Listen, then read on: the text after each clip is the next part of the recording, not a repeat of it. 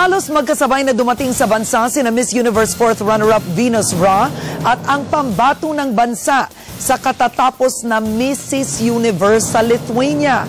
Wala namang naging problema sa question and answer portion si Mrs. Universe na nanalo pa ng award na Mrs. Intelligence. Nagpapatrol Pia Gutierrez. Kung maingay ang naging pagsalubong kay Miss Universe 4th runner-up Venus Ra, tahimik at mangilan-ngilan lang nagantay kay Maria Muriel Moral Pandi, ang naging kinatawan ng Pilipinas sa Lithuania sa Mrs. Universe noong Sabado.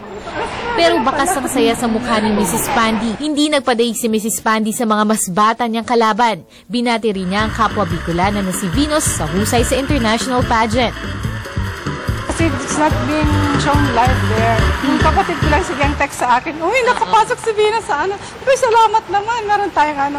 Tapos pagsabi niya, uy, 4th runner, ay, salamat, sabi ko, salamat naman sila. National costume. Hindi na raw bago sa mga beauty pageant si Pandi. 1988 nang manalo siya bilang binibining Pilipinas Maha sa edad na 23.